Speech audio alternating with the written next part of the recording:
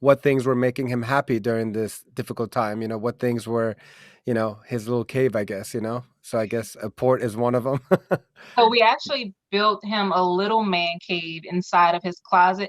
At one uh, point, he refused to put on clothes. So we just only bought him pajamas. He just only wanted to stay in pajamas. So we turned his like empty most of us closet, during quarantine, I right. guess. So we turned his empty closet into a little man cave just for him. I It's love that. decorated with all superheroes, the letter K. He had a little seat in there. All of his toys were in there. But towards the end, he was like, "Take all of that stuff out of that closet." But he wouldn't go anywhere without his tablet. That's how we also tested his vision. One of the symptoms of DIPG, you lose your vision. And he Mm. used to play Subway Surfer Hmm. and Sonic. So we knew when he started losing and he was cursing at at the tablet, his vision is going Oh no. because his vocabulary changed. Oh my goodness, the words he was using with us. Yeah, definitely picked up some adult language towards the end. As he's cursing out the tablet, we're trying to figure out, is that my fault? Yeah, and you can't really be hard on him either, so you just let him kind of say It anything didn't matter. that his I heart mean, desires. he used it in the right tense and the right text, so hey, I'm Well, all as right. long as it's grammatically correct. There you go. There you So go. so so I understand that obviously he still was kind of young to understand, and Madison obviously is too young, but Ryan and Leilani and Steven, if you don't mind me asking, how were they handling this? Presumably, experiencing death for the first time, perhaps. How has it been to or how have they been handling it, and how would you recommend to any other family who's going through something like this how to address it with the children that are around, the siblings that are around? So Steven and I actually have two different approaches when it comes to that. Every child is different. This is true. So, for Right. example, Leilani, she is more mature for her age. Mhm. So when we found out, I sat Leilani down and I had a heart to heart with her, and I explained it to her the way the doctors explained it to me. So she would be able to understand. And then I had her repeat it back to me to understand what she understood. She definitely had a breakdown in that moment, but my intentions were I'm going to treat this exactly how I'm treating it for myself. I'm going to have my breakdown now, and over the course of time, I'm going to learn to accept what is happening so Right. I can move forward. And that's exactly what Leilani did. She definitely became a really big sister as far as wanting to help take care of Christopher. Christopher ate a lot. Every 30 minutes, it's time to eat again. So she was definitely, bringing him food. If he needed help to get to the bathroom, she was there for him, I especially if love it. she saw that Steven and I were doing something else, or if it looked like Steven and I may have been tired. She was stepping up just to be there for him and Madison, actually. And your Yeah. approach, Stephen? Well, so Ryan and Steven are less emotionally advanced as Leilani. They haven't had to deal with. Difference between girls and boys. Yeah. Well, Sorry. Ryan's a girl. Oh, Ryan's a I'm girl sorry. as well. Oh, I didn't. Okay, yeah. But she's 7. And even with Steven being 11, Steven's like a bleeding heart optimist. Like he loves everything. He finds the positive in everything. So trying not to hamper that or crush that too early. I kind of explained to him what was going on. And then I kind of let him draw his conclusions from it. And the first thing he said was, I believe that Christopher's going to be okay. So with him saying that, I'm not going to then go in and be like, no, he's not going to be okay. You need to Right. deal with this now. You kind of got to let everybody come to their own, um, conclusions and cope with it the best they can. As Ryan looks up to her big brother Steven, she kind of follows his lead. So when he said that, she said the same thing.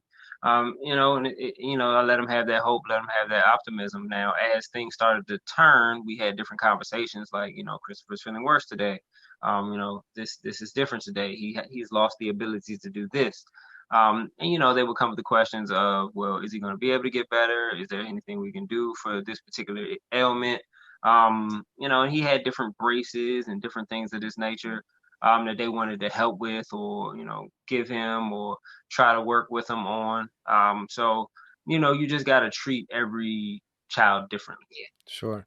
So you mentioned the mindset of Stephen, and in past episodes, we've talked about just the power of mindset in general, like in life. Life can be so hard, even under normal circumstances, and the more positivity that you have in your life it kind of gets you through the tough days.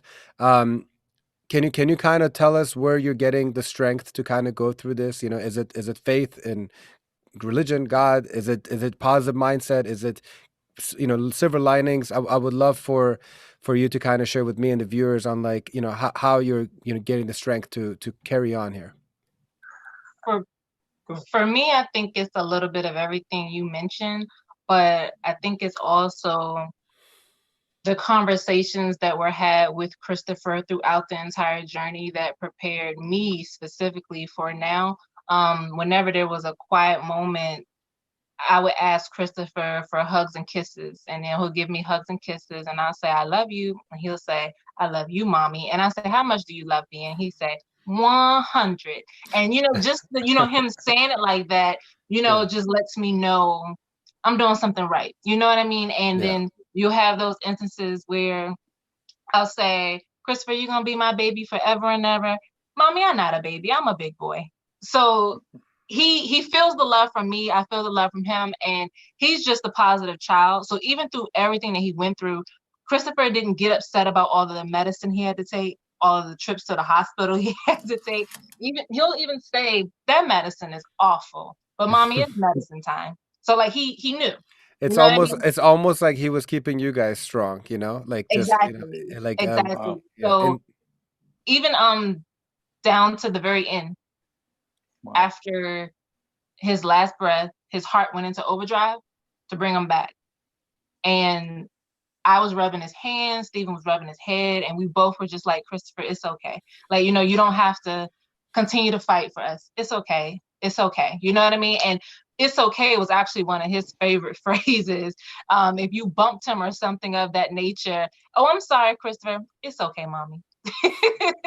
So it's okay is just my thing. It's okay. I love it. Stephen, how would you respond to what's been keeping you, optimistic and strong? I mean, for me, like I kind of just looked to him. We did a lot of I did the majority of taking him back and forth to the hospital, so we had a lot of time together, just going back and forth to the hospital. And prior to him getting sick, I work out a lot, and he would work out with me. So we would exercise, and our point of exercising was to have like superhero muscles. So he would, talk to me, in the morning time, like towards the end. He would wake up around maybe 2 o'clock in the morning, to eat. I think sometimes he would just get lonely. He would just want to be up. He just wanted people close to him. So we would be up at about 2 in the morning, playing the tablet, watching TV. And about 4 o'clock in the morning, he would turn to me and he would say, Daddy, you go exercise, and then you come back and you feed me. And whatever the food it would be that day, whether it be boy food, which is Chef Boyardee, chicken noodle soup, it just depended on what he wanted. But he told me I had to keep my superhero muscles. So I love that. at the end of the day, you got to be strong for that. Yeah. One of the lessons you learn throughout life is, unfortunately, no matter what's going on with you, the rest of the world doesn't actually stop. So even with that being said, you still got to figure out a way to keep it together to function in the outside world, no matter what you have going on. And I kind of learned that from my dad, Christopher's grandfather. He's been battling pancreatic cancer for the past 2.5 years, and he had a similar diagnosis where he was only supposed to, it was only supposed to be 6 months for him, and it's been 2.5 years. So just watching him fight, continue to go on, and just live life, that's what you got to do. Awesome, people. I appreciate you watching this segment. To watch the full video, which you should, please click up here. And then if you want to join our text community, the number is right about here. And even though you don't need no reminders and you've heard it a billion times, if you like the video, subscribe, hit the little ring of ding-a-ding-ding bell so you can be notified for our next video. Thank you so much and appreciate you watching. Awesome people.